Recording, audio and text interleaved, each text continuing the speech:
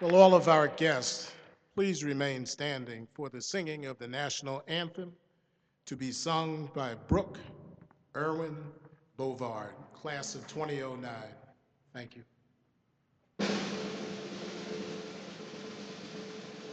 Oh, say, can you see by the dawn's early light what so proudly we hailed at the twilight's last gleaming, whose broad stripes and bright stars through the perilous fight o'er the ramparts we watched were so gallantly streaming, and the rockets' red glare, the bombs bursting in air, gave proof through the night that our flag was still there.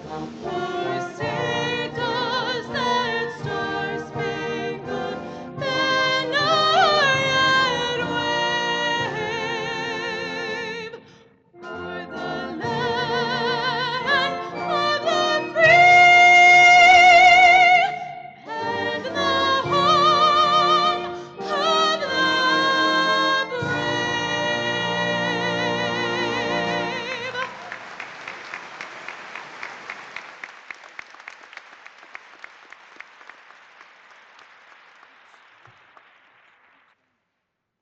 You may be seated.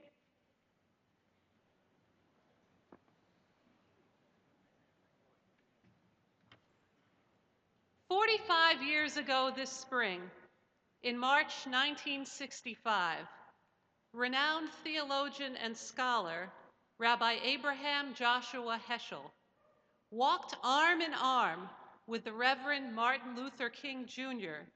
on the historic Civil Rights March from Selma to Montgomery. Commenting on the experience afterwards, Heschel said, "For many of us, the march from Selma to Montgomery was about protest and prayer. Legs are not lips, and walking is not kneeling, and yet our legs uttered songs. Even without words, our march was worship. I felt my legs were praying." As we begin a new era in the life of the University of Rhode Island, I call upon all of us to pray with our actions. In the words of the cornerstones, the guiding principles and values of the URI community, let us actively pursue knowledge with honesty, integrity, and courage. Promote independent choice, intellectual curiosity, open-mindedness, and free expression. Respect the rights and dignity of each individual and group. Reject prejudice and intolerance. Work to understand differences. Accept personal responsibility for our actions and their consequences. Cooperate to improve the university, the state of Rhode Island, and the global community beyond our borders. Strive to be a community where the environment and property are treated respectfully. Seek to create and maintain an environment conducive to personal health and well-being. Work to develop skills which promote lifelong learning, leadership, and service. Pursue, promote, respect, cooperate. Let our actions, and not simply our prayers, build a community at the University of Rhode Island where we learn from and cherish our fellows as well as our formulas. Amen.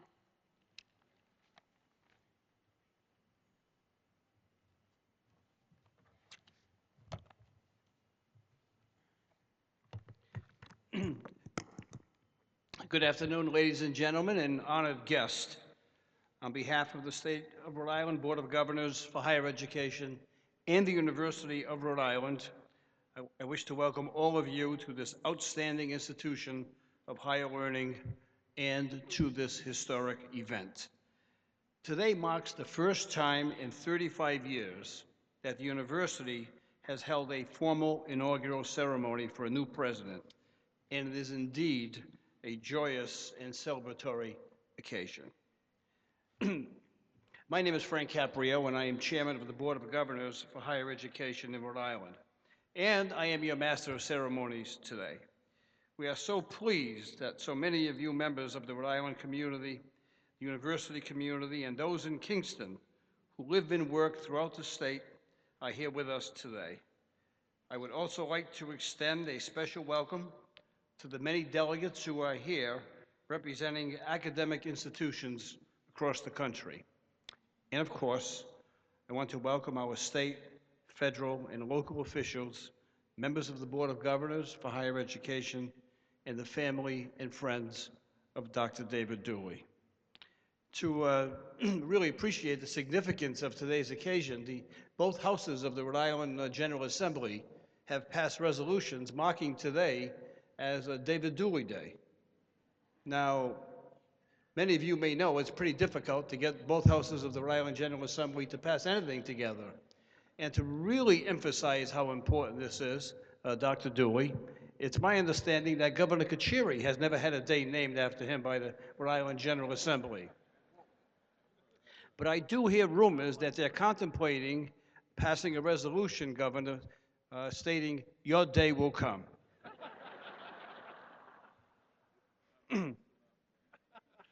President Dooley has already demonstrated that he is a man of action and vision. In his initial 8 months as president, he has traveled extensively throughout Rhode Island and around the world to meet not only the leaders of our state, but international researchers, executives in business and industries, CEOs in the nonprofit sector, and those from private colleges and universities with whom he might collaborate to help make the university a central and critical element, indeed an engine of Rhode Island's economic renewal and revitalization. His actions have demonstrated that he will speak out, seek out, and more importantly, listen to anyone who he believes has the ability to help achieve the goals and vision to which he aspires for the university and for the state of Rhode Island. President Dooley's enthusiasm and vigor have been extremely well received. More importantly, so has his challenge he has presented to all of us, a challenge to think bigger and differently, a challenge to move outside of our comfort zones and to question the status quo, a challenge to take responsibility and contribute more energy, thought, and initiative than we may have in the past. And today we salute that enthusiasm and initiative by formally installing him as the 11th president of the University of Rhode Island.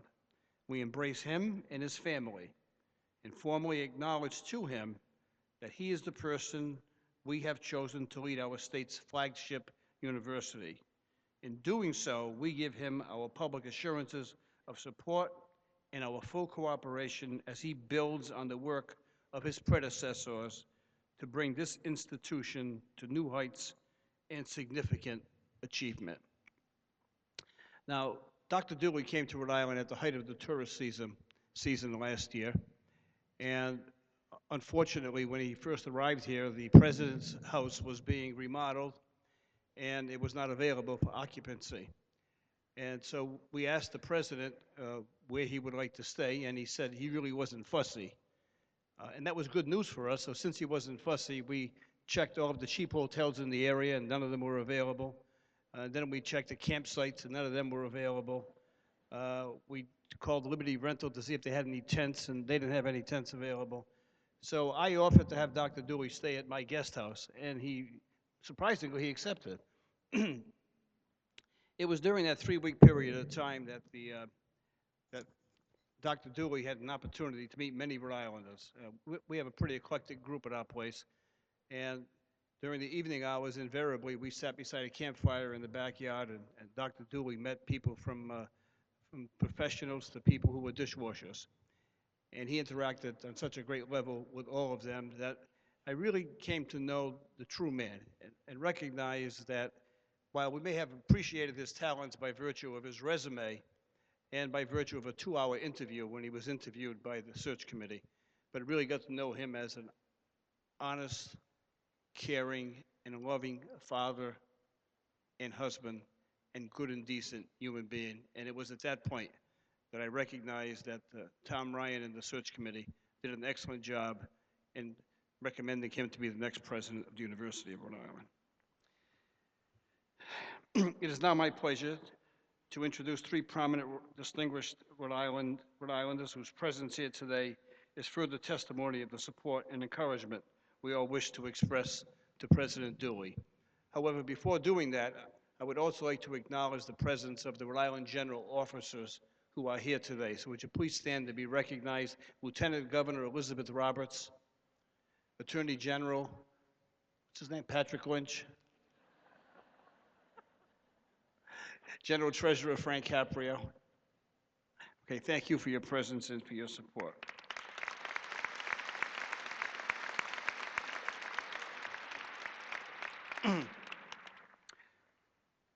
I would like to introduce to you the Governor of the State of Rhode Island, Donald Carcieri. Governor Carcieri is now completing his second 4-year term as governor after a lengthy and successful career in business and industry.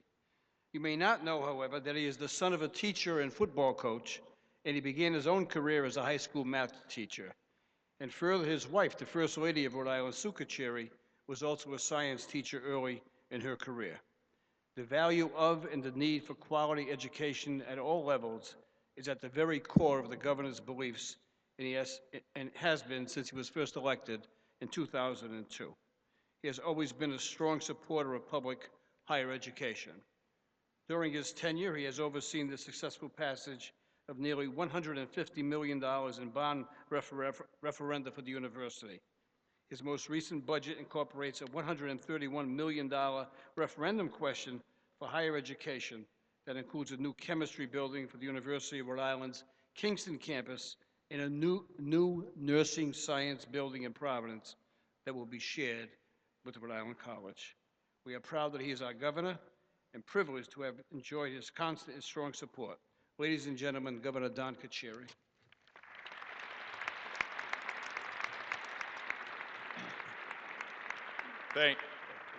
Thank you very much, Judge, and to Senator Reed, my fellow general officers out there. I think there are a number of mayors that are represented here. I can't see exactly who's here, but I know a number of the mayors, members of the General Assembly, Tom Ryan, whom you're going to hear from, to President Dooley, David, your wife, Lynn Baker, Reverend Lynn Baker Dooley, Chris and Samantha, and all the members of the Dooley family.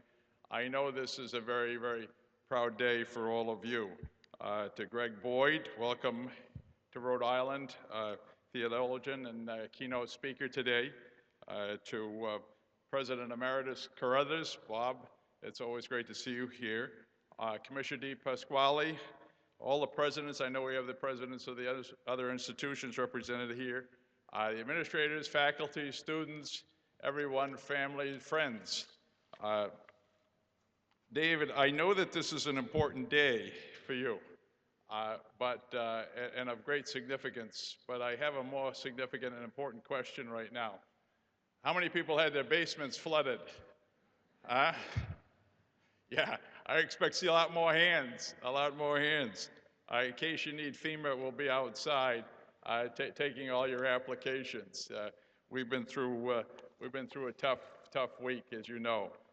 But I am extraordinarily happy and proud to be here today to be a part of the inauguration of David Dooley as the 11th president of University of Rhode Island. When Judge Caprio was acknowledging my wife, who's a teacher, Tom Ryan whispered over to me, and she's a URI graduate also. And that's true, she's a proud URI graduate. But all of the things that the judge said, it seems a little bit, this late after David Dooley's been here for all of these months and has made such an enormous impact in such a short period of time. I have to tell you, everywhere I am, I see David.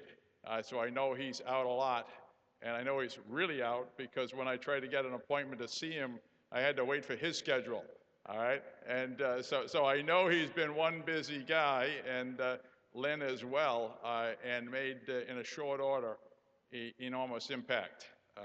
I think also one of the things first, we had a nice dinner at the URI Foundation for David and Lynn, and I think it was back in the fall, and they had just been doing the tour that the judge referred to, and they said, my God, you know, this is such a gorgeous state. You know, why are people seem to be kind of negative, you know? I said, well, you have to come at it with an outsider's view, because it's absolutely true, as he got to see. It was a great time of the year to see us, but I think got a great perception of what a wonderful, beautiful state we have. This is an exciting time for the university. It really is. There are significant investments being made on the back of the taxpayers' support for this great institution. You've heard me mention in the past when I've been at events down here, all the way from you know, the International Engineering Program.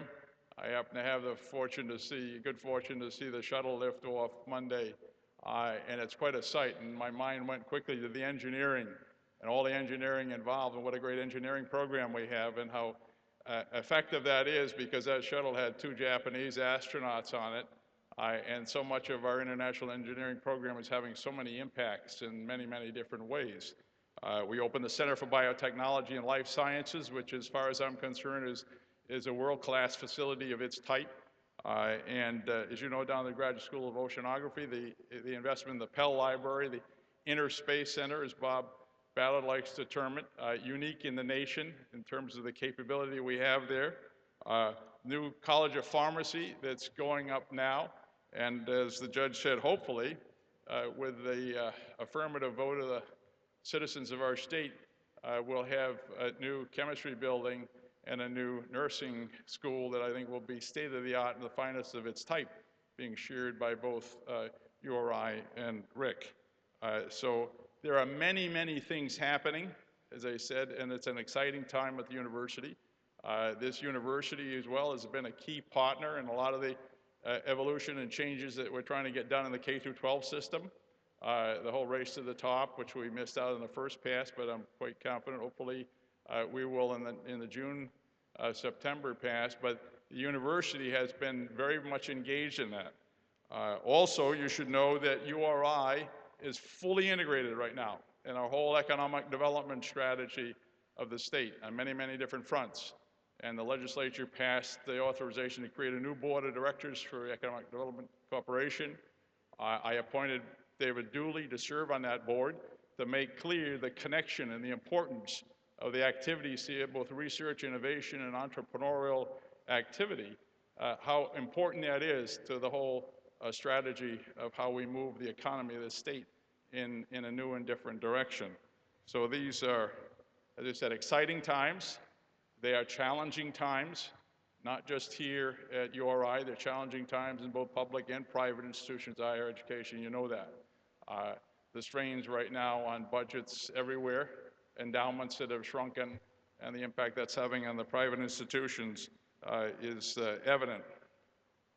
But, and I'll finish with, I have always been a believer that even in tough times, high quality programs, high quality organizations succeed. They succeed. They overcome whatever the obstacles are, because the excellence of those programs is evident, and it draws the kind of talent that you need to propel yourself forward. So my goal, as the judge said since taking office, was to support this institution in any way we could, knowing that the operating budgets have been tough, but try to support it with the capital investment necessary to build the expertise, strengthen the programs that we're already good at. And I think the taxpayers have been very supportive of that, and hopefully will continue to be in November. So it's been a quest at this university to improve itself, to excel in those things that it's good at and get better. David, we wish you well, because I think the university is on its way. And I personally and all the citizens of our state just wish you well as you embark to drive this university to greater heights and greater successes. So congratulations.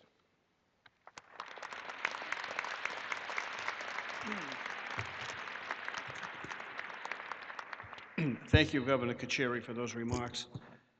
The governing board of the higher education is referred to as the Board of Governors for Higher Education. It consists of individuals who spend a great deal of time away from their businesses and personal life to further the cause of higher education. And for them, we are eternally grateful, and to them we give you our thanks. I would like to acknowledge their presence here today, so would you please rise when I call your name. Dr. Joseph Hagan, Dr. Tom Rocket, Brandon Brown, Pierre LaPerriere, Judge Robert Flanders, Solomon, Dan Ryan, and Mike Ryan. Thank you for your help.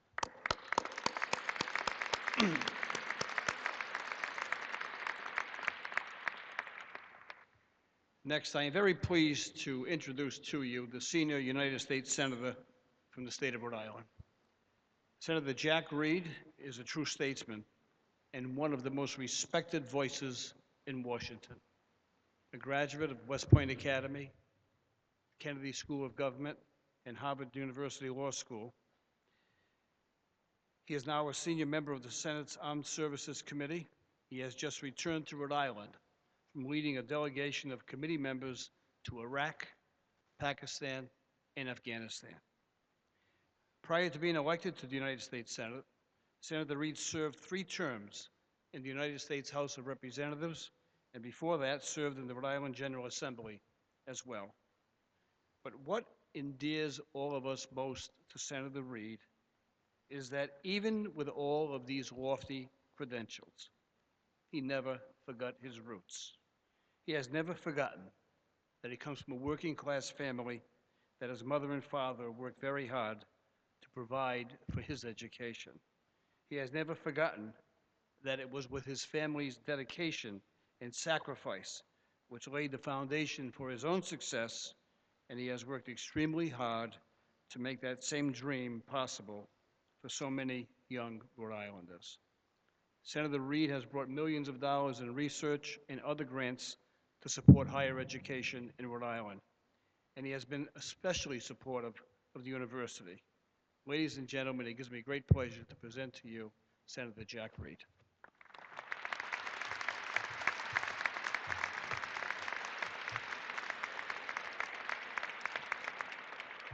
Thank you very much, Judge Caprio, for not only that very kind introduction, but for your great leadership on the Board of Higher Education for the state of Rhode Island. Governor Kacheri, my colleagues in government, ladies and gentlemen, this is a momentous and joyful moment. I first want to extend my congratulations to Dr. David Dooley. David, on your inauguration as the 11th President of the University of Rhode Island, an extraordinary place of learning. From its beginning in 1888, the University of Rhode Island has been a community of scholars, but also an engine of economic opportunity for so many in our state. This is a place in which many people are the first in their families to go to college. It is really the best example I can think of what the American dream means, the ability to operate, to use your talents, to improve your life and the lives of your family and contribute to your community. In 1888, this great university began. Its first graduating class of 17 has been eclipsed by the thousands that graduate each year. But what has remained constant is a dedication to excellence. Excellence in academics, excellence in the quality of life of this campus, excellence in every endeavor. Rhode Island, this university, is recognized nationally as a leader in so many different areas. It's been the result of the commitment of the faculty and the leaders of our state, and we all thank them for that. This is indeed an engine of opportunity and of economic development for the state. It contributes to our growth, it contributes to our innovation, and it is the key to our future. As such, David Dooley is a superb choice to lead this university. He brings an impressive background in the field of education. He is first and foremost a teacher, understanding that the challenge of teaching is identifying the talents of every individual student and help that student achieve his or her best. He's a former chemistry professor, a head of a Department of Chemistry and Biochemistry, a vice president of academic affairs, a provost. So to his teaching abilities, he brings significant administrative experience. He's particularly excelled in his career in terms of ensuring not only that the academic curriculum is first rate, but the supports for students are also there. And above all, he is a man of character and integrity. He will draw on the proud legacy of the University of Rhode Island and his predecessors. I had the privilege to work very closely with Ted Eddy and Bob Crothers. They did a superb job. And David, you are going to take what they have done and make it even better. We are here today to celebrate your beginning and to work with you throughout the days ahead to make this extraordinary university even more extraordinary. I look forward to working with you. As we confront the challenge of the future, we can do so with confidence because of this institution and because of your leadership. Thank you very, very much.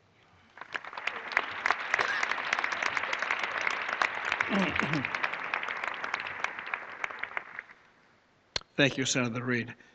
The legislature is currently in session, and there are many very important items on their agenda. So unfortunately, we do not have a large delegation from the legislature with us today. However, we have honored to have the following members of the legislature with us, and I wish that they would stand to be recognized.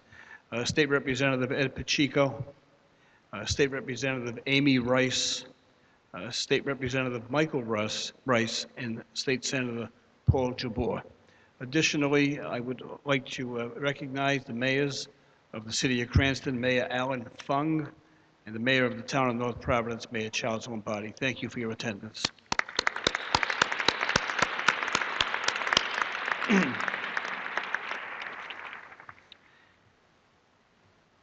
Our third leader is a giant in our country's business and industry community, and one of the finest alumni the University of Rhode Island has ever produced.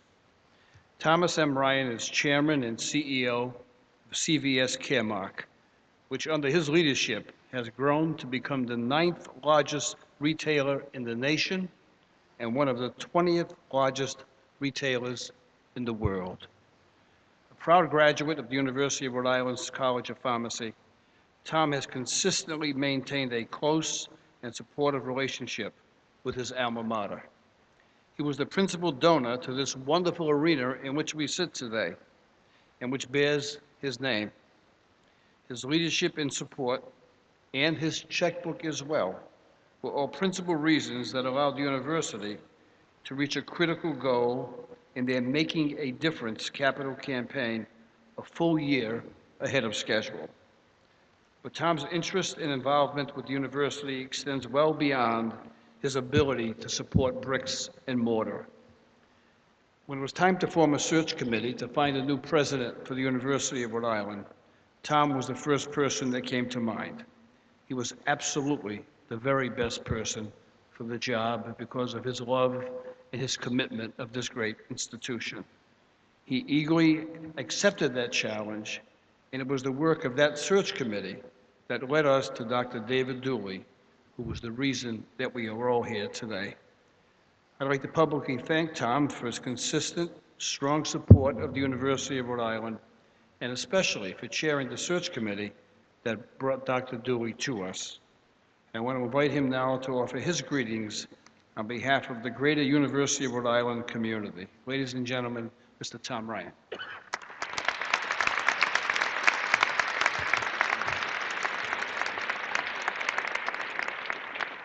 Thank you, Frank. You forgot to say that we are also the biggest company in Woonsocket, Rhode Island. Governor Kachiri, Senator Reed, David, all the elected officials, I'm certainly honored to be here. I'm honored to be here just to recognize President Dooley, but I'm really honored to be here as an alum of our university.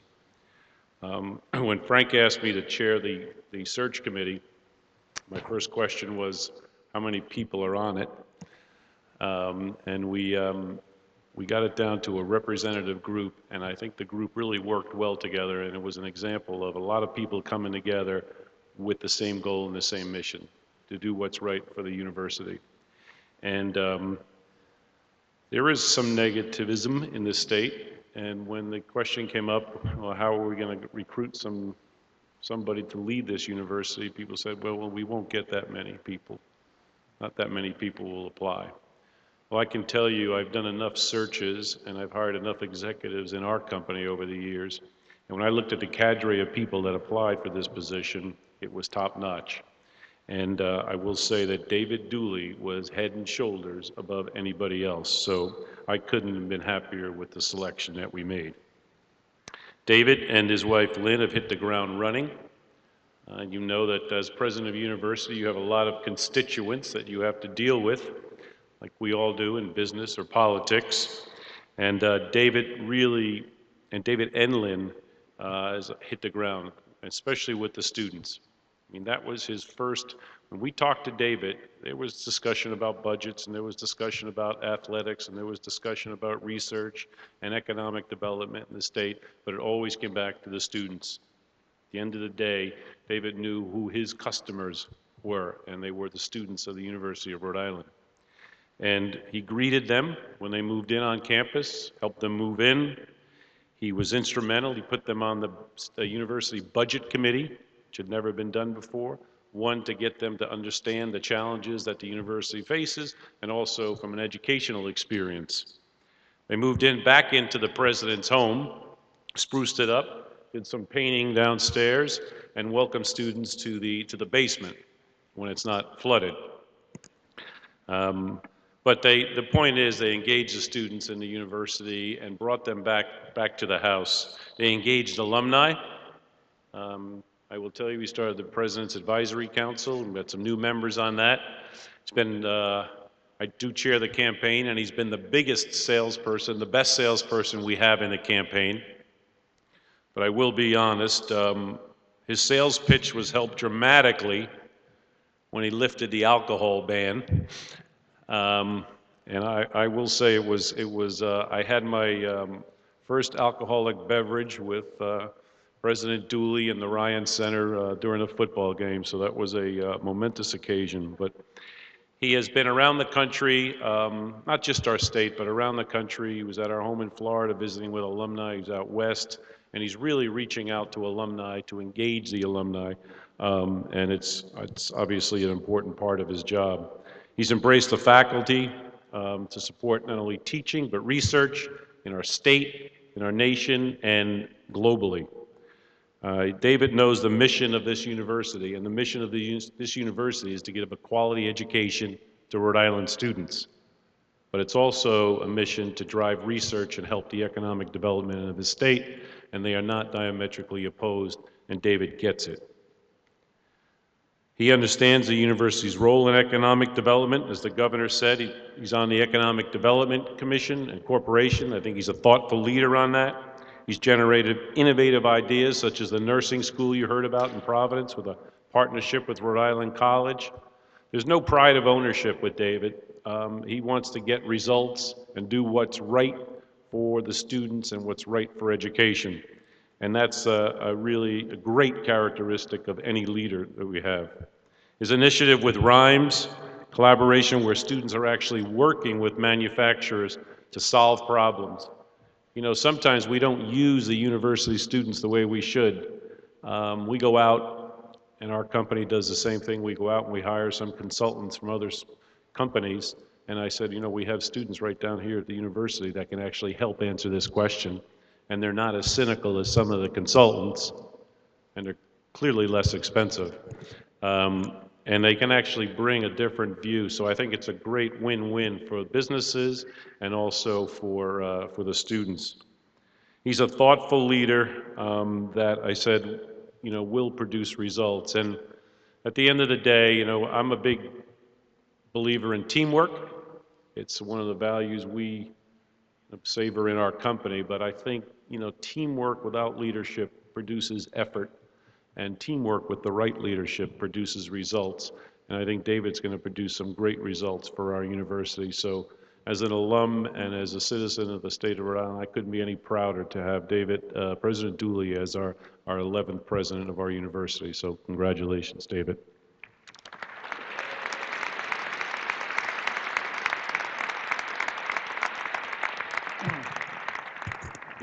Thank you, Tom. I would like to, excuse me, I'd like to acknowledge the presence of a former governor of the state of Rhode Island, who I believe is seated in the front row, and also a professor at the University of Rhode Island, Governor Bruce Sunderland. Governor Sunderland, would you stand to be recognized, please?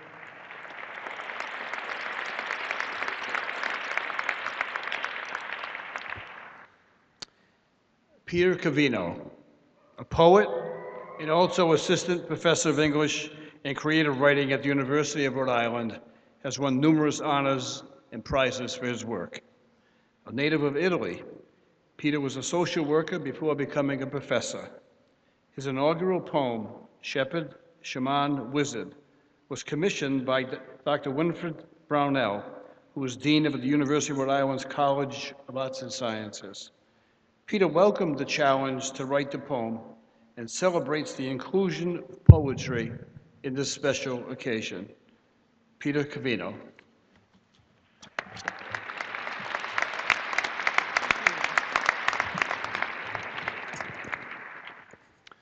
Thank you. It's a pleasure and an honor. Shepherd, shaman, wizard. Can you harness a big sky, an abundant ethereal firmament? Unite the big sky to a deepening ocean. Can you bring California dreaming and your dreams? Blessings of molecular change from your farms and forest walks, inclusive prayers. Shepherd him, wisdom minister, alongside the old, good, updated, all-loving books. Gods of miracle and wonder, shaman of collective light. Science teaches us to hypothesize and prove, to particularize and understand. Consider then each linkable atom a letter of the alphabet, an unfettered procession of possibilities. Some conjure war or unchecked wealth. They believe fear's acceptable. Each day, I get better at teaching and learning unalienable rights you help safeguard. I know fear and war rot us thoroughly. Poetry provides radical insight. It teaches us to worship at the beauty of every syllable, word, and silence. I hold the wide-eyed opportunities today of students and colleagues in the treble of this voice. Today, I am grateful for promises that channel peaceful auguries of thoughtful action. The reverberations are so loud we feel souls commingling with ours. We cannot hear ourselves think. In 1919, our still prepubescent universities suspended classes because of the decimation of World War I. Yet President Edwards acknowledged it has here evidence of wealth and capable service that must forever be preserved. The innovations of more than a century bring the breadth of ancestral rights, of second and third jobs to afford tuition, of the Quonset huts of rapid progress, and the green, green sea of turf fields, even the perfect Rhode Island red hen. Undifferentiated souls of the Niles Farmstead Cemetery, Native Americans, African Americans, and white settlers alike proffer hope, our state's motto. With vision ahead of an affirmative future, can you preserve the majesty amidst untold dejection? We are near Galilee.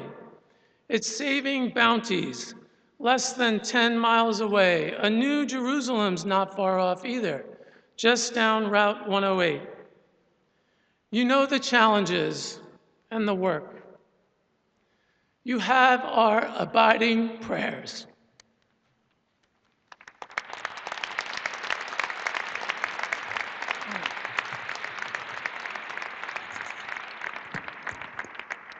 Thank you, Peter.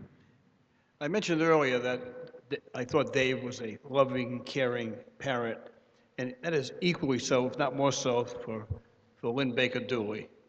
And I think at this time it's appropriate for me to acknowledge and present to you their children. Chris, will you please stand? Is he here? He's here somewhere. Chris and Samantha.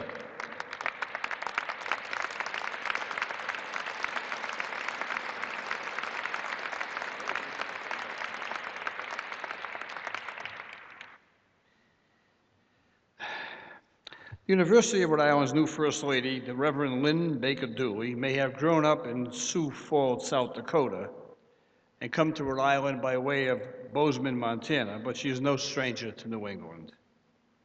Earlier in her life, Lynn spent 15 years in Massachusetts, first as a graduate student at the Andover Newton Seminary, and then as a newlywed who was married to a certain young man she had met on a blind date just a year earlier.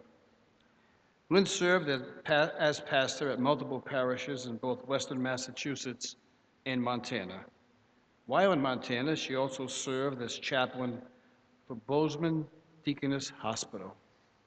She has been active in addressing homeless issues as part of Habitat for Humanity and Family Promise, a program for parents with children who are homeless. She has also worked with battered women, women's networks, and as a hospice chaplain. Now, Lynn's dedication to the University of Rhode Island was tested early on. A few weeks ago, during the Super Bowl, Lynn and David were in Florida raising money for the university and entertaining prominent alumni and donors to the university. And I was there with my wife Joyce at the same time. And the day, as many of you may remember, the entertainment at the Super Bowl was provided by The Who. And the Super Bowl was televised by CBS.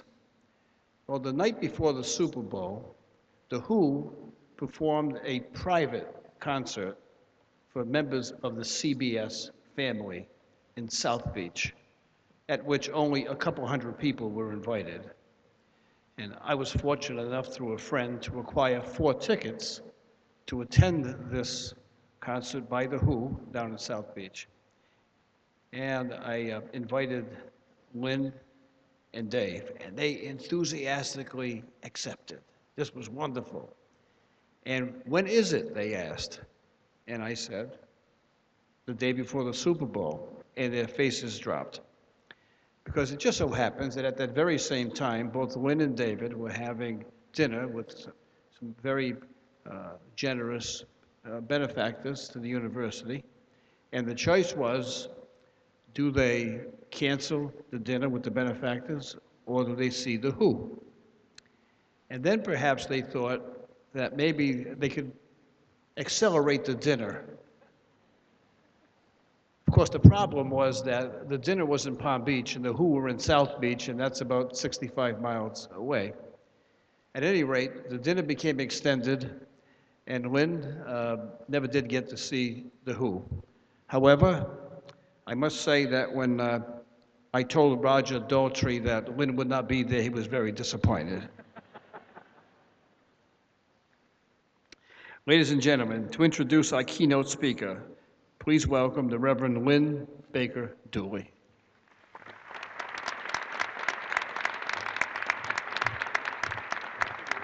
Thank you, Judge. You have a wonderful bio in your program of our speaker, Dr. Boyd. I think the format of bios always follows with the most important things at the end. So I'm not going to read that to you because my guess is, like all of us, Greg would want to be known most by the relationships that have sustained his career. He's Shelley's husband. He's a wonderful father to his 3 children and has had the joy of welcoming 2 grandchildren already into his life. So instead of reading the rest of his bio to you, I would like to share a little more personally myself about my inspiration from Greg Boyd. I have to confess that I was shocked when Dave told me that who he had invited to speak at his inauguration. But you know, those kinds of surprises are what have kept our marriage so exciting into its 4th decade. We both have always agreed with Emily Dickinson, who said, "Faith is doubt. On subjects of which we know nothing, we both believe and disbelieve 100 times an hour, which keeps the believing nimble." Theologian Greg Boyd has kept my believing nimble over the years, and on more than one occasion, renewed my hope when I needed to know that every choice I make has the potential to transform the future. Then Bob Beagle asked me to make the introduction of our speaker today, but he didn't understand the irony contained in the invitation in regard to his area of expertise, Alumni Affairs. For years, I was one of those disenfranchised alums who had nothing to do with their alma mater. I got a great education there, and I had some life-changing professors in the English department and in poli-sci, while hanging out all the time with the rebellious feminists in the social work department. But I have to confess that it was a tough place in 1975 to be a woman set on going into the ministry. Theology and biblical Greek were especially challenging. I was passionate about excelling in those subjects essential to my upcoming graduate work. But I was a free thinker, and questioning everything was not welcome. I have never been one to toe the party line, so it was clear early on that I should keep my ideas to myself and my mouth shut in theology class. I have maintained what I would consider some incredibly loyal friendships from those college years. But when I graduated, I had no interest in staying connected, and all my contacts with the alumni office were stressful, especially when they started addressing my mail to Reverend and Mrs. David Dooley. I guess I was sort of a case study in how to alienate your alumni. Many, many years later, Bethel hired a certain theologian from Princeton, and the place got much more interesting. The controversies that seemed to follow Greg Boyd's writing and teaching showed me that my Bethel was changing. He earned tenure and stayed 16 years. He had the provost's support and intellectual freedom to think creatively and question the assumptions that had so limited me a decade before. Greg and the faculty like him transformed that institution. I read everything he wrote. All 18 books of his are in our library with second copies for loaning, so I don't have to give up mine. His best-selling Letters to a Skeptic was invaluable in my own faith journey and my ministry. After following all that intense theological controversy, he brought me back to Bethel slowly. Unbeknownst to him, he drew me and many others back to our alma mater. I returned to campus. I visited his ministry. I got to know students who were asking the questions denied me. Greg Boyd, the theologian, brought me back to Bethel, and made it possible for me to re-engage as an alum. It's my joy and pleasure to introduce to you a man who has in different ways influenced every member of our family and countless students and colleagues through his writing, his teaching, and the example of his life. As Amy said, his prayers have always had legs. I'd love to introduce you today to Dr. Gregory Boyd.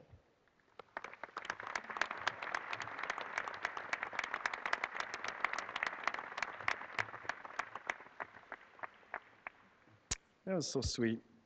Thank you, Lynn, for that wonderful introduction.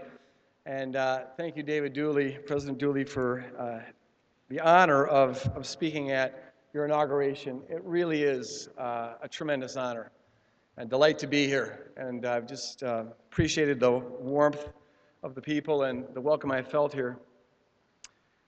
I'm sure many of you who are at least 40 or over will recall the rather sappy 50s song sung by Doris Day, Que Sera, Sera. Whatever will be, will be. I'll spare you the pain of trying to sing it for you, but the first stanza goes, when I was just a little girl, I asked my mother, what should I be? What will I be? Will I be happy? Will I be rich? Or something like that. And here's what she said to me, Que sera, sera. Whatever will be, will be. The future's not ours to see, Que sera, sera. We played that song quite a bit around our house back in those days when they had those little 45s, and I love that song. I sang it all the time. I just thought it was wonderful, partly because I had a crush on Doris Day, but I thought the song was pretty cool too. Now I hate that song. I loathe the song on a visceral level. If your child ever asks you, what should I be, please don't say whatever. The future will be what it will be. I'd like to share a little piece of my story as to how I reversed my opinion about Que Sera, Sera. Now, to understand a little bit of this piece of my story, there's two things you need to know about me. The first thing was that I was a rather morbid child. I thought about death all the time. I had a fascination with death. It always struck me that that was the most important fact in our existence. It may have to do with the fact that my mother died when I was 2.5, and they say that I never really got over that. But I was always thinking about death. I wondered sometimes, how come we don't talk about this? It struck me so odd. This is the most important thing. We end, and no one talks about it. Even when people die, they don't talk about it. I went to my grandmother's funeral when I was 5, and I was just fascinated and wanted to talk about it and ask questions, but no one else did. It struck me at one point growing up that it must be that adults forget that or something, or they get too busy with life. And at some point, I felt I actually had a sort of a secret, because I always remembered that we die, and it felt like it was a sort of special secret that I held close to my heart. A second thing that you need to know to understand this part of my story is that I was, right from the get-go in school, branded a dumb child. I was in remedial everything, remedial reading, remedial math. Part of the problem was that I stuttered terribly. I often would know the answers to the questions that the teachers would ask. I'd raise my hand and the teacher would call on me, but all that would come out would be a stutter. And the kids would all giggle and think that I was dumb. Eventually the teachers stopped calling on me and I stopped raising my hand. But I remember one time before that, in 2nd grade, it's a very vivid memory, in 2nd grade, teacher asked the question and no one answered, so I raised my hand because I knew the answer, but all that came out was a D. I just couldn't get the answer out.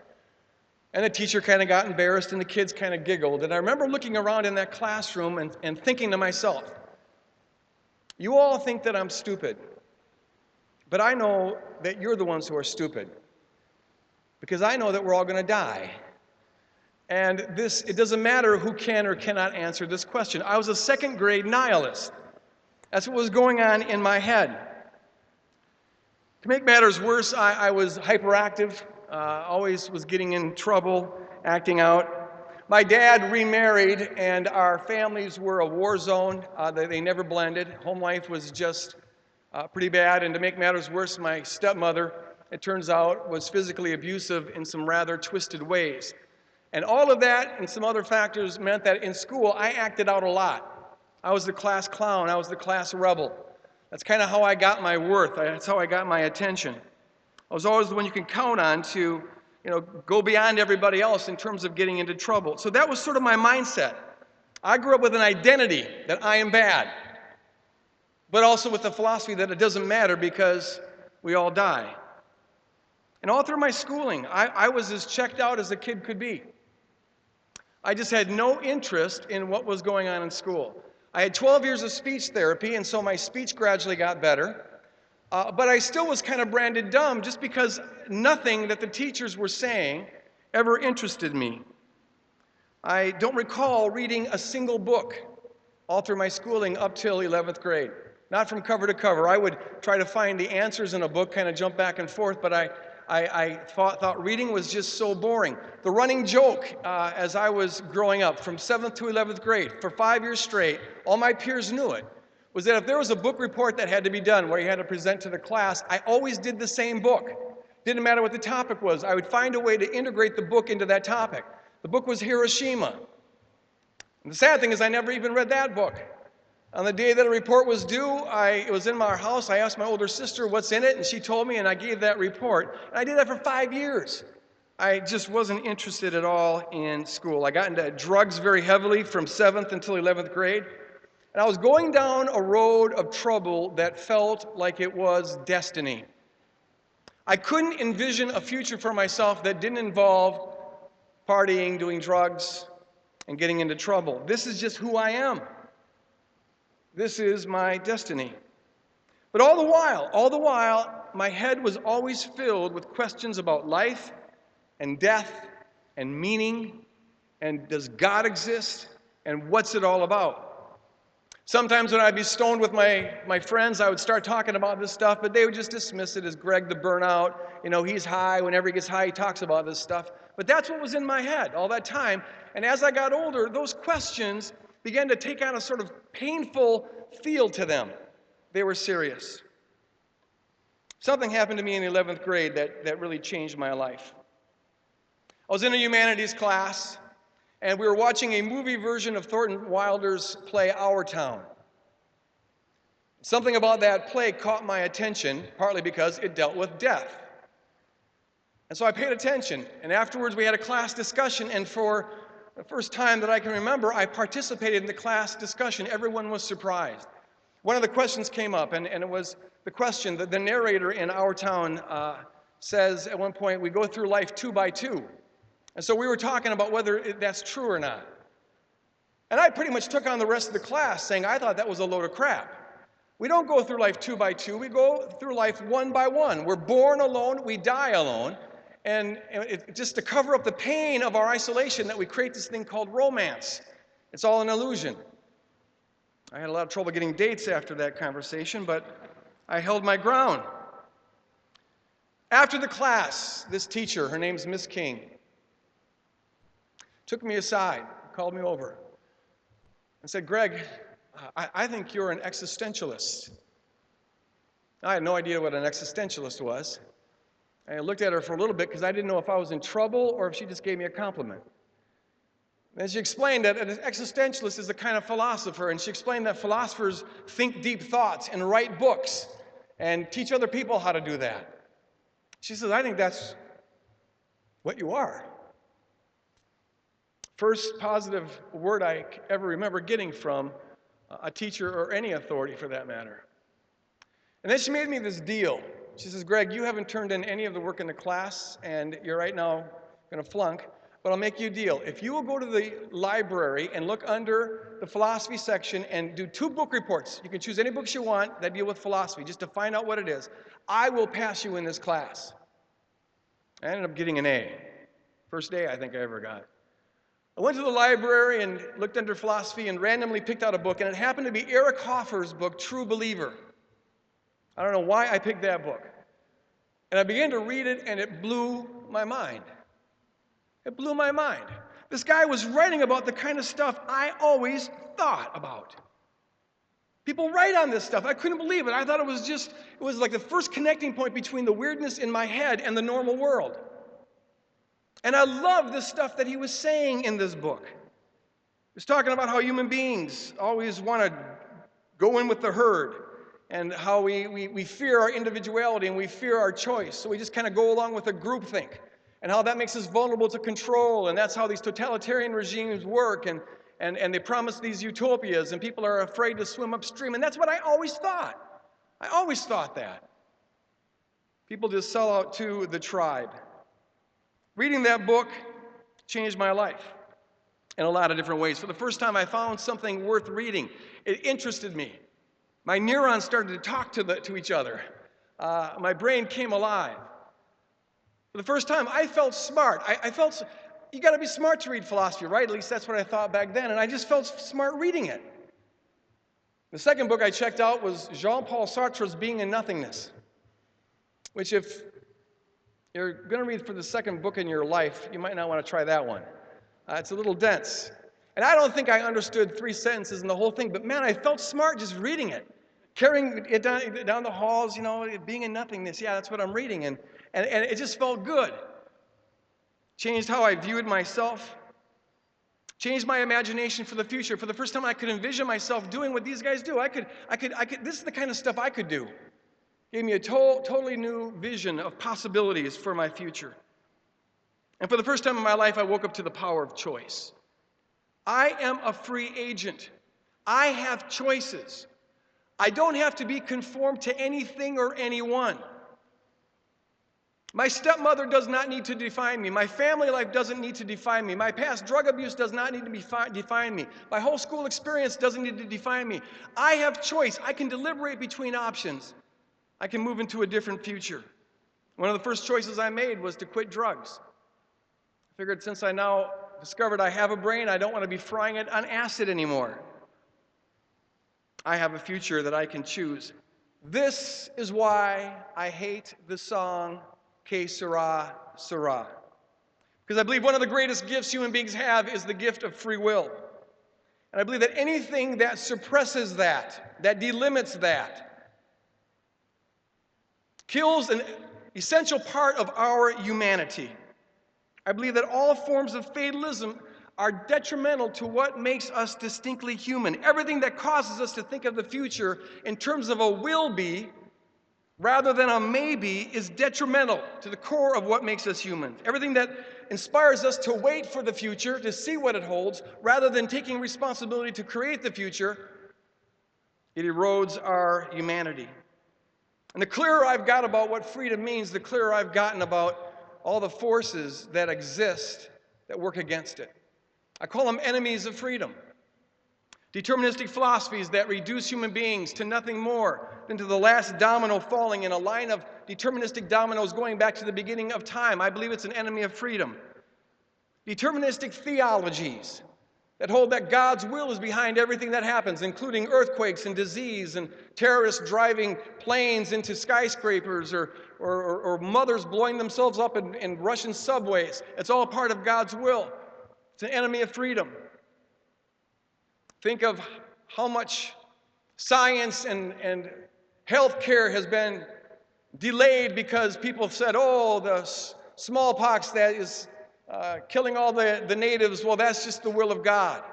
Or these diseases are just punishments from God. That's an enemy of freedom. The deterministic political ideologies that Eric Hoffer talked about, that subvert our individuality and undermine our power of choice and cause us to be just part of a herd, they're all enemies of freedom.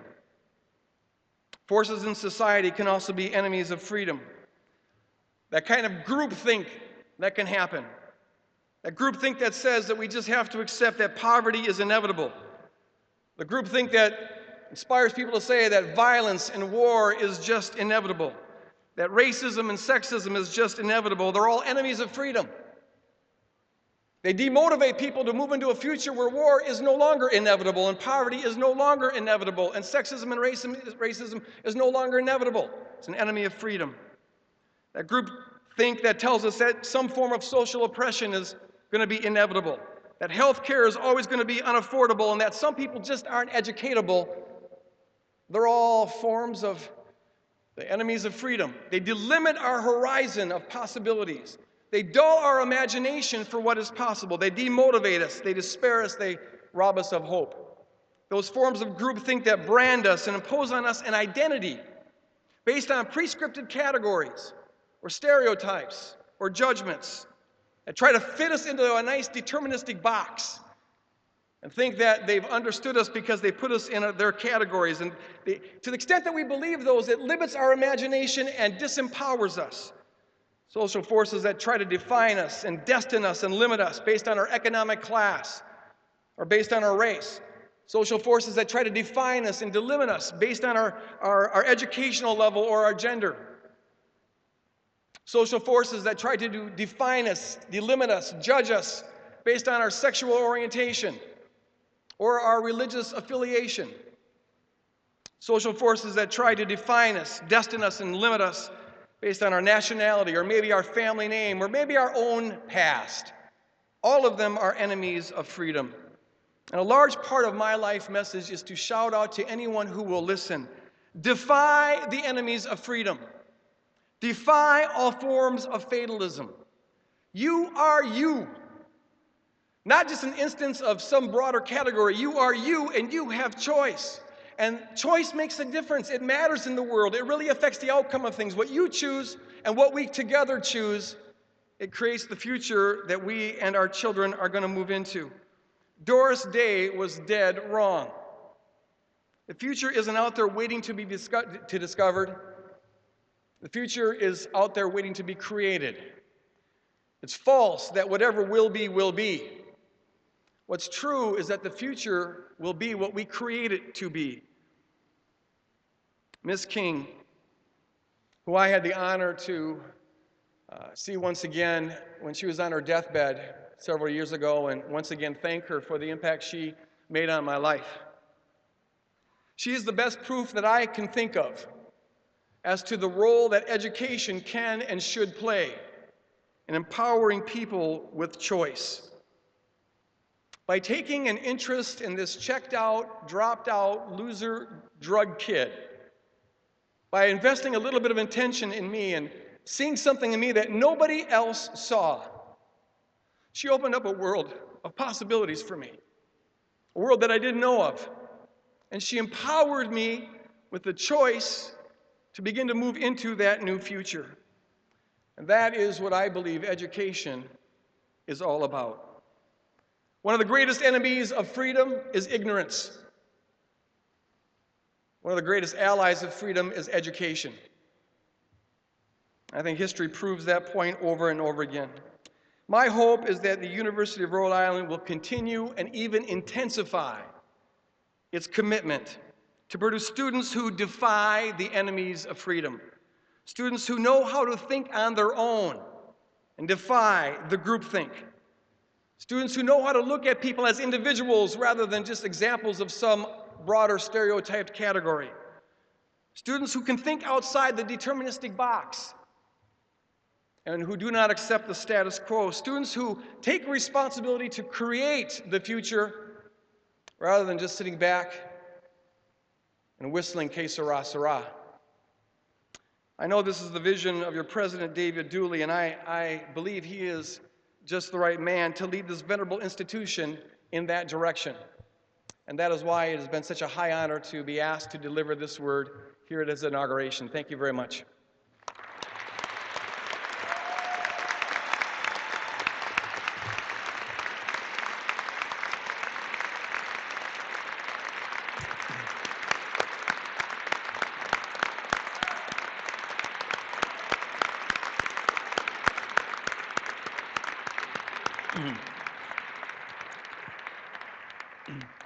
Thank you very much, Greg, for those very inspiring words.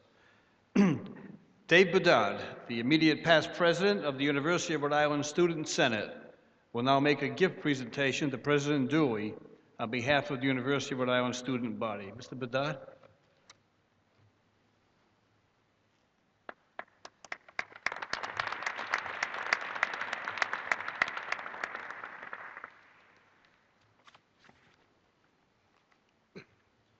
Members of the Platform Party, distinguished guests of academia, students, faculty, staff, all those associated with the University of Rhode Island community, and most importantly, to our new president and his wife, Dr. David Dooley and Reverend Lynn Baker Dooley.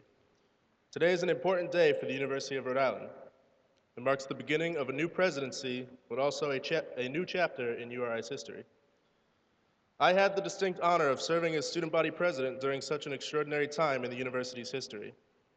Just a few short weeks after coming into office, I had the opportunity to meet with each of the finalists for the position of university president. Each candidate was outstanding in their own right, but after just 1 hour of discussion, I knew there was something special about Dr. David Dooley. I wasn't quite aware of what made this man so special, but I later learned it was probably the fact that he's a Red Sox fan.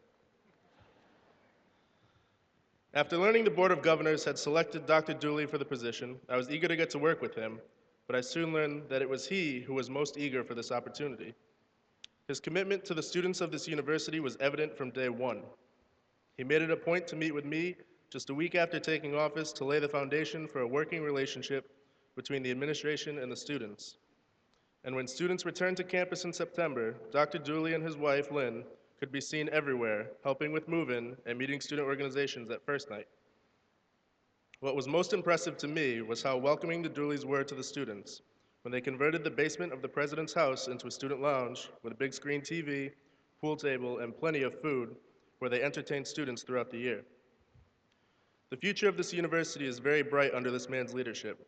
And on a personal note, I would just like to let him know what an honor it has been for me to have the opportunity to meet and work with him throughout the year. On behalf of the students of the university, I would like to present President Dooley with a gift and to ask him to join me at the podium.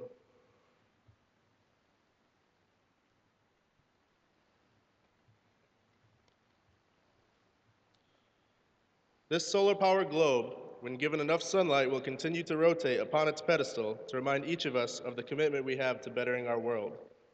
The base reads, "Creating the Future, the Role of the University in Transforming the World," presented by the URI student body, April 8, 2010. Dr. Dooley, let this globe be a symbol that thanks to your commitment to the students, we each will make it a point to go forth after our studies at URI are done and transform the world. Thank you and much success and happiness throughout your years in Rhode Island.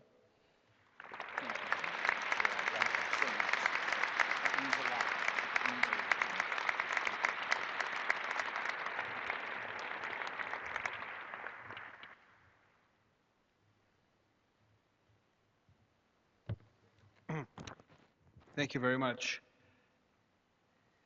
Elione Aberdon, University of Rhode Island Assistant Professor of Music, composed the piece Around the World in 8 Minutes, which will now be performed by the URI Inaugural Music Ensemble.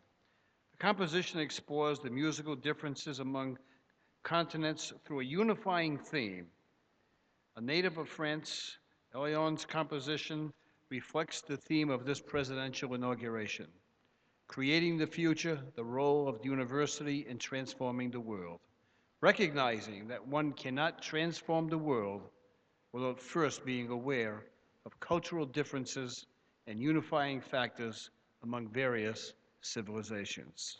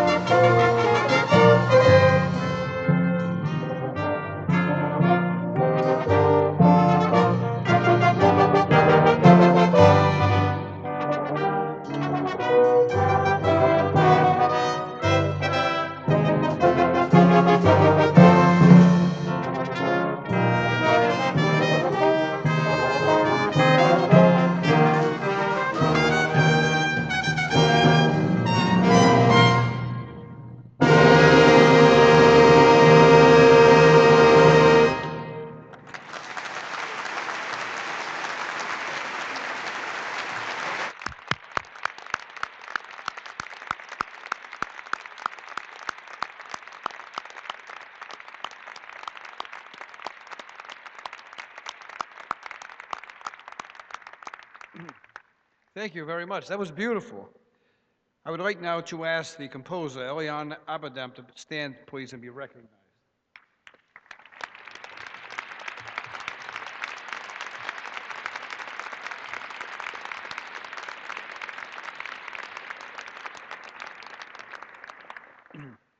The system of public higher education has three institutions. One is obviously the flagship University of Rhode Island.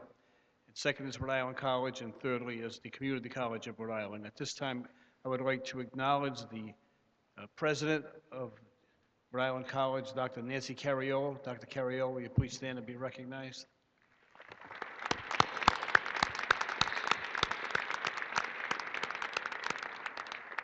And we have a gentleman who wears two hats, one as President of the Community College of Rhode Island and other as Commissioner of Higher Education, and that's Ray DiPasquale. Ray?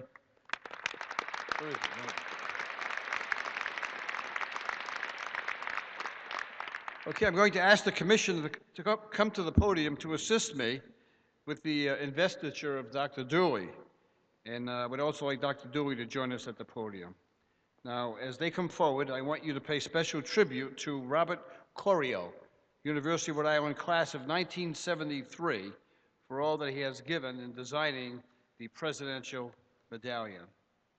Now, David, this is not only a great and historic day for the university, but I firmly believe it is a seminal moment for the entire state of Rhode Island.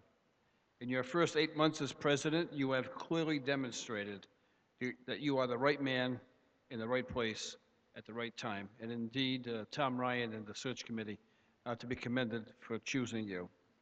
All of us here wish you well as you formally begin your presidency, and we pledge to you and the university our continued support. Ladies and gentlemen, the installation of a president is the formal investiture of the power and authority of the office. At the University of Rhode Island, that installation is symbolized by the placing of the University of Rhode Island Presidential Medallion around the neck of the new president. So at this time, I will ask Commissioner DePasquale to take the University of Rhode Island Presidential Medallion and hand it to me so that I may properly and formally invest President Dooley.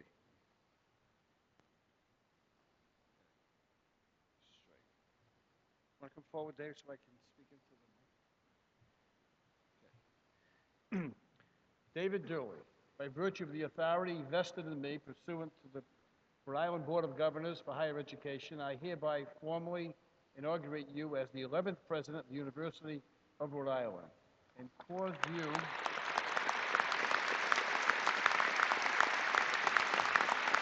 to be vested with the insignia of the office. Thank you. Congratulations. Step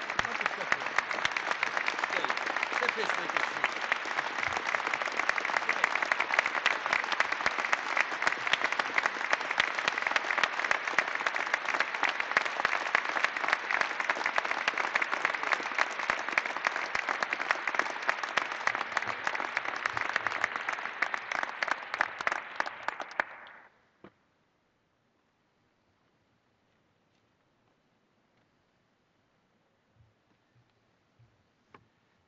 Now comes the part of the program you've all dreaded since we marched in. It's the burden of being last. I'm the last thing standing between you and a celebration. And I know the students in particular are anxious to get started. But I suppose if I didn't give this speech after spending so much time writing it over the last several days that my wife and daughter would throw me out of the house. So here goes. As a boy, frequently barefoot on the hot, dusty roads and fields of the Central Valley of California, I never for a moment imagined that I would stand before such an audience in a place like this. The hard, rough legacies of the Dust Bowl, the Great Depression, and global war were everywhere, tangible and forceful. The spirits and minds of everyone I knew were steeped in and shaped by these experiences and tempered by the emerging reality of the Cold War. My father had not finished high school, enlisting in the Navy to fight in World War II, and was awarded a diploma for his service. He was farming cotton when I was born. Nearly everyone I knew farmed or worked around farming in some way. Although farming in the Central Valley of California was a dicey proposition at the time, there seemed to be a pervasive determination to build a new life and both faith in the effort and hope for success. My family emphasized the importance of faith, in God certainly, but also in learning and education as the path to a better future. For a time, I must say that I lost my faith in God. God seemed to take this reasonably well, and in hindsight appears to have said, look, if you cannot believe in me, then believe in this: the value of education, the importance of learning, the goal of wisdom. And I did, and now here I am. I've spent my entire adult life in colleges or universities. Frequently I've been asked, did you not ever wish to be a part of the real world? As if universities are somehow not a part of the so-called real world. I'm confident that most of you, and your laughter reveals it, have heard or even used words like cloistered, ivory tower, insular, disconnected, or divorced from reality as describing a university or college. In my judgment, the real problem here is not in the nature of the university. Rather, those who believe that universities are not part of the real world have an inaccurate, impoverished, and dangerously misleading view of what reality is. The real world is not merely physical. It is not solely about money, power, influence, the bottom line, and consumption. Interestingly, many who speak forcefully about the real world ignore an obvious part of the physical world, nature, and what it can teach us. Beyond that, I think we must recognize that reality is partly composed of intangible things, things of the mind, things of the spirit, things that cannot be grasped, things that are not the property of an individual or any group. Ideas matter and are real.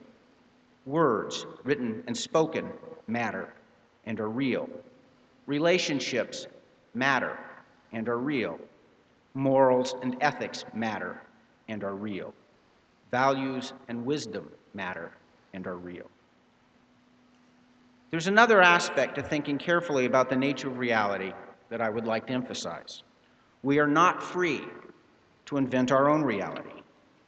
I think the construction of alternative realities is a major issue for America and much of the world. The invention of realities that justify ourselves and our assumptions, that rationalize our comfort and privilege, and that project our greed and prejudices as the natural order of things, or worse, as a directive from God. By inventing our personal realities, we can deny the reality or validity of facts and even people that threaten us or our position in society. Universities, if they are doing what they were created to do, are places where the true nature of reality is recognized, where people are forced to confront the real world as it is, and not how we would like it to be. Universities are one of the very few places where those who enter are expected to abandon their own comfortable, self-justifying, alternative realities and learn to deal with the diverse, uncomfortable, surprising, and challenging real world as it truly exists. This is, I believe, a core value for the 21st century university. What are other attributes of a successful, even thriving university in the century in which we are now embarked? First and foremost, the university must prepare its students not just to survive in the face of the global and urgent challenges out there, but to help overcome those challenges. Given the magnitude and the severity of the challenges before us, and the rate of change that is already characteristic of the 21st century, a successful university must be relentlessly innovative, flexible, responsive, and adaptable. Continuous innovation, in particular, will be the key to success. And we must be able to move quickly. Consequently, many of the comfortable practices and rhythms of university life will need to be revised. Shared governance will be more important than ever, but our implementation of shared governance must adapt to the new realities we face. The 21st century university must be global in its orientation and international with regard to its education, research, service, and partnerships. The 21st century university must place research, scholarship, and creative work at the heart of the student experience, regardless of discipline, and build curricula that foster the inclusion of students in a community of discovery. The 21st century university will be characterized by a 24/7 learning environment for students that extends beyond the traditional classroom and takes full advantage of what technology can offer to enhance student learning and enable students to learn at a pace dictated by their own ability and dedication. At the heart of the core curriculum of a 21st century university is the commitment to develop core competencies in its students: communication, critical thinking, quantitative reasoning, and the capability to work across cultures, languages, traditions, and origins. Research, scholarship, and creative work that cross disciplinary boundaries and are consistently translated externally will epitomize a 21st century university. Finally, partnerships across the board with other institutions of higher education, with K-12 education, with the private sector, communities, local and state government, nonprofit and service organizations will become ever more important for the university and its many constituencies. Yesterday was one of the best days I've had since coming to the University of Rhode Island, and is clearly demonstrated by yesterday's symposia and sessions. The University of Rhode Island is well on its way to becoming the kind of university I described. We are in the midst of transforming the university, the state of Rhode Island, and indeed the world. There is much yet to do, however, and no time to waste. Our nation, our planet, face challenges today that are as serious as any ever faced by previous generations. Climate change, terrorism, the escalating global tensions between development and sustainability, the degradation of our oceans, the rise of diseases resistant to the very tools that we once thought would lead to their eradication, poverty, hunger, and the potentially unmanageable intricacies of a global economy in which the bursting of a housing bubble in the United States would be felt from Beijing to Moscow to Dubai. Now, it seems to me that an essential prerequisite to discovering or creating the solutions to these problems is to face the reality that no one people, no single group or party, no nation by itself, no matter how powerful, no matter how populous, no matter how wealthy, no single set of traditions can provide the answers. In fact, one of our greatest challenges in facing the challenges of the 21st century is perhaps our most characteristic and enduring failure of our shared humanity: the nearly instinctual desire to be special, exceptional, more important, superior to others, to place ourselves in positions of power and judgment over others, to define them as inferior, less worthy, less enlightened, less important than we are. In doing so, we are creating an alternative reality and ignoring basic facts: the overwhelming identity of human genomes, the lessons of history, the obvious common sense observation that the very group, that every group, that defines itself as superior is guilty of the very deficiencies as those it defines as inferior. These alternative realities are defended by willful ignorance, fear, fabrication, and all too often by religion.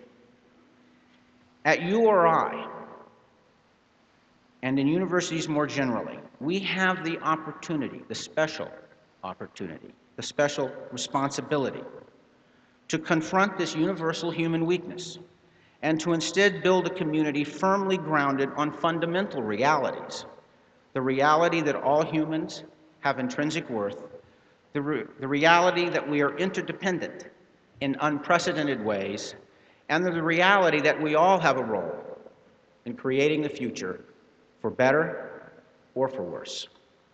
Our students must be prepared to succeed and to thrive in a century where it will be essential to build mutual understanding and shared trust among groups who have not been allies in the past, to find common ground in spite of profound differences in perspective, to work productively across boundaries and divisions that are deeply rooted in history, and to function among people of different cultures, ethnicities, languages, religions, orientations, and allegiances. Individuals without these capabilities risk becoming living caricatures of the past, marginalized with limited horizons and a compromised future. In light of these looming 21st century realities, we must reject the preposterous proposition that an emphasis on diversity and multiculturalism is merely misguided political correctness. Universities are frequently accused from all sides of failing to protect freedom of speech in their efforts to build diverse communities. I am a strong believer in the value of free speech. Indeed, universities must be places that not only protect but foster freedom of expression. But I also believe that the golden rule, to treat others as you would be treated, is older by far than the First Amendment and superior to it. After all, the First Amendment may be derived from the golden rule. For example, if we wish our voices to be heard, then we should listen. Who among us would not wish to be welcomed, affirmed, supported, encouraged, and befriended? Then none among us should seek to marginalize, judge, undermine, ridicule, or ignore any person. Our goal at the University of Rhode Island is not merely to produce more educated people. It is to enable all of us to become better people. Our goal is not just learning, but wisdom. And the first step towards wisdom is to recognize that it is not solely associated with yourself and others who are like you, but may well be possessed by those very different from you, who may nevertheless be willing to share with you the wisdom they have gained. Transforming ourselves is the key to transforming the world. To transform ourselves, we must be honest with ourselves. We must be willing to confront our unspoken, unarticulated assumptions and to examine our history and our beliefs with a clear and dispassionate eye. This is best accomplished in the midst of a community that is supportive of all of its members, but also willing to engage with, and if necessary, challenge each other's assumptions and beliefs.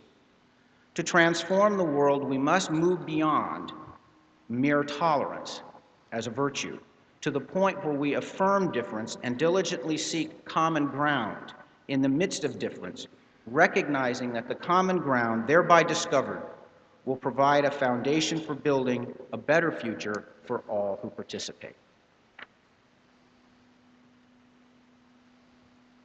It's fair to ask what kind of future we can create together in Rhode Island. Allow me to answer in the following way. Since moving to Rhode Island, I have heard the phrase, "only in Rhode Island," innumerable times. There's chuckles out there, so I'm sure that all Rhode Islanders know the context for this phrase much better than I. Typically, I've heard it in the following fashion. After sharing a story related to corruption, bureaucratic bungling, general ineptitude, blatant hypocrisy, woeful government, self-defeating behaviors, or simple scams, the storyteller will conclude with a rueful shrug and the punchline, "only in Rhode Island." I must confess that occasionally after hearing one of these stories, my reaction is, if you think these kinds of things happen only in Rhode Island, then you need to get out more.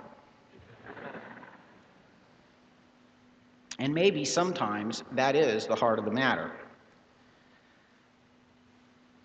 But one doesn't need to be in Rhode Island very long to sense that there is a deeply troubling aspect to the widespread use of the phrase.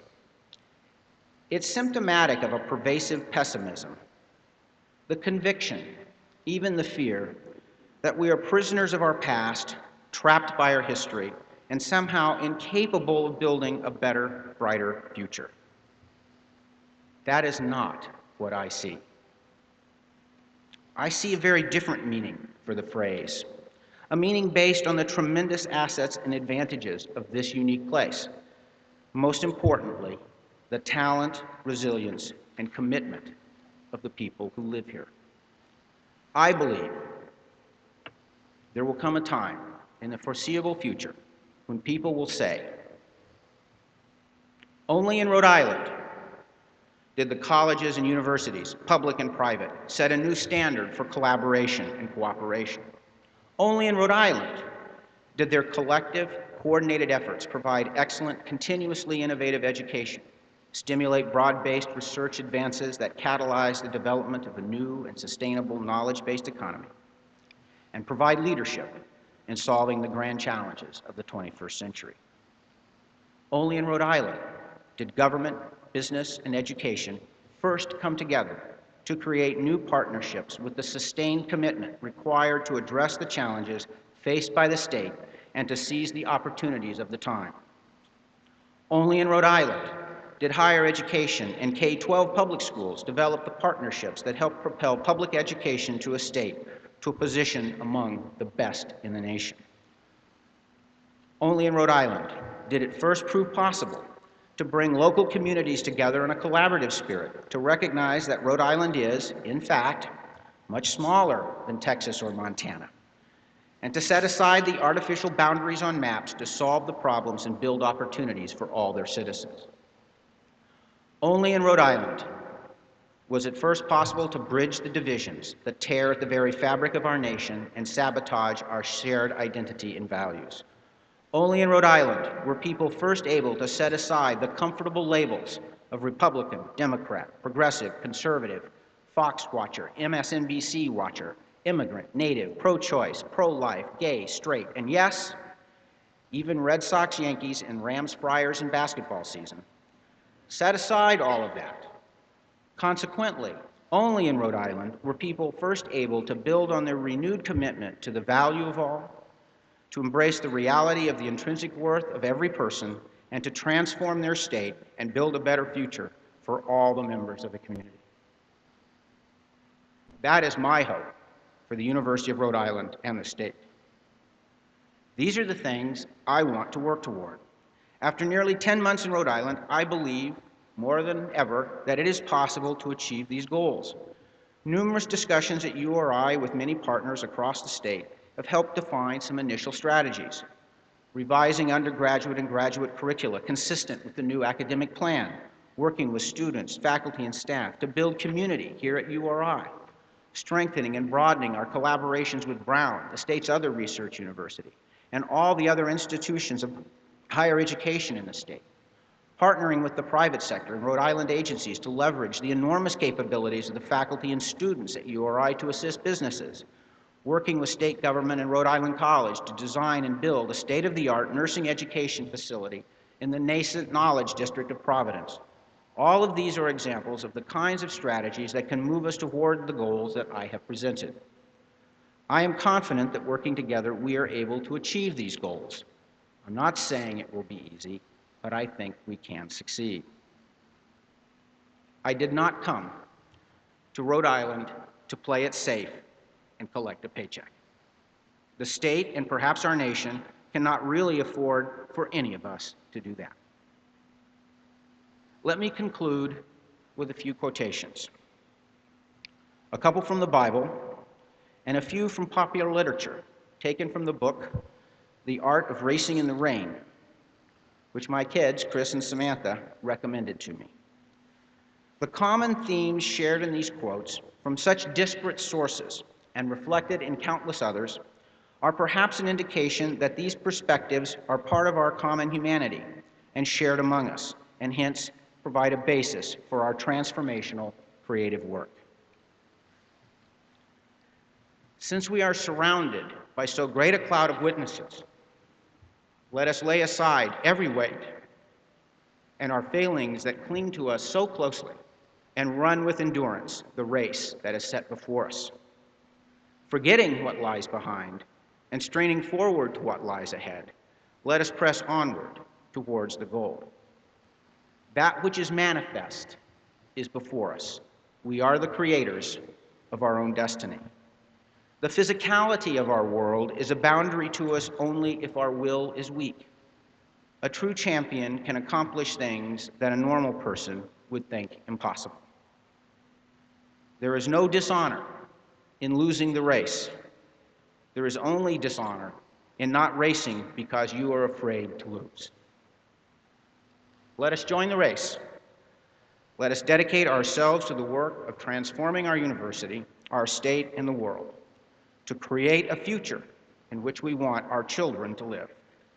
Thank you for the opportunity to work with you to accomplish that.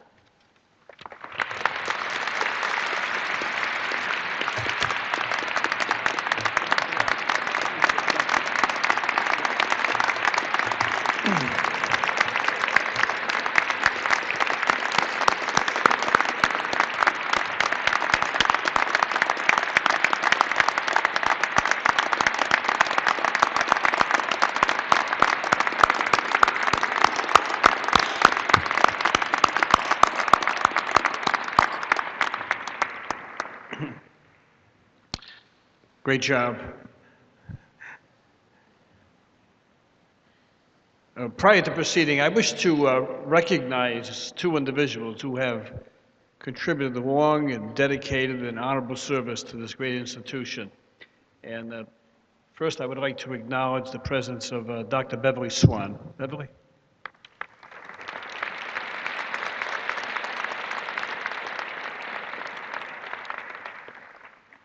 And Dave's predecessor, the President Emeritus of the University of Rhode Island, Dr. Robert Carruthers. Dr. Carruthers.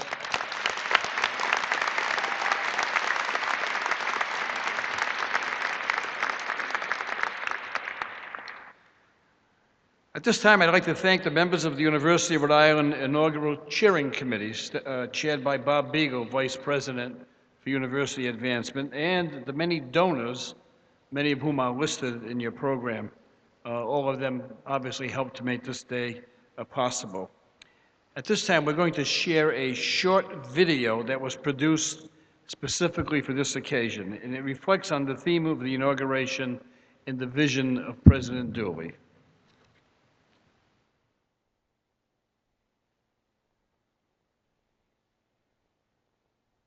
Throughout history, throughout time, only humankind was given the power, the gift, to shape the future, to transform our world. From music, to architecture, to engineering, we have the power to set our own course. Only we have the tools to build, to create, to inspire. And today, the world is facing some new challenges and some old ones. But the future is not bleak. We have the answers. Together, we are empowered. And we chart our course together. Universities have long been places of change, of discovery, and places of action. Imagine a university, a knowledge enterprise, a provider of real solutions, a place with open doors and an open heart. And our university can be the home of this change. And the reward of change is transformation. Only in Rhode Island, only in a state with such a history of innovation. Rhode Island has a great past, an even better future. Together, let's build on our past and celebrate our future. We are the University of Rhode Island. Think big. We do.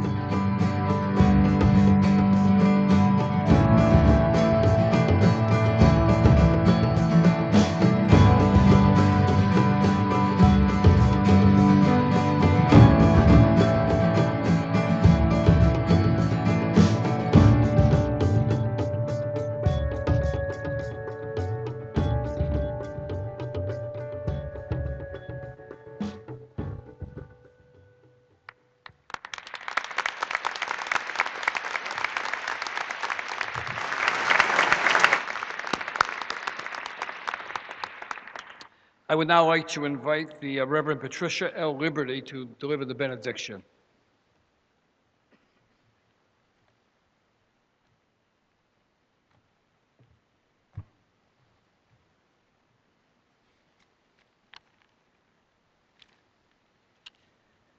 Never doubt that a small, thoughtful group of committed people can change the world.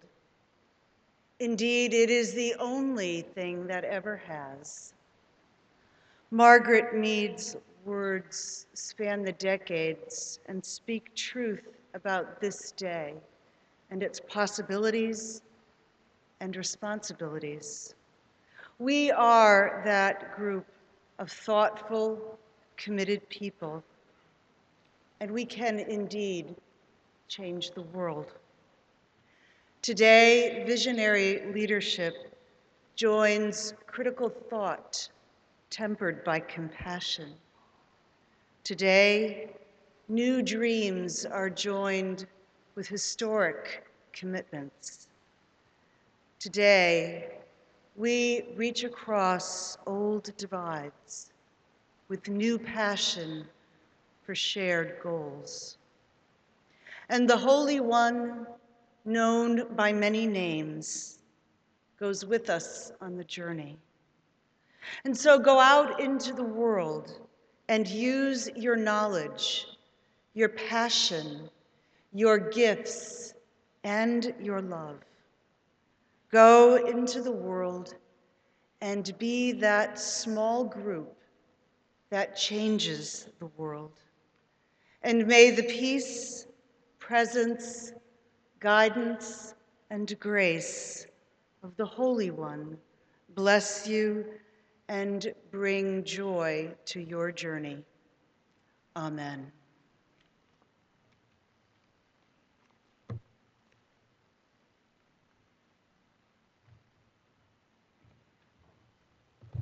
Thank you. Ladies and gentlemen, that concludes today's ceremonies. Now, maybe we should have one last round of applause for Dr. Dooley, for Lynn Baker Dooley, for their children, Chris and Samantha.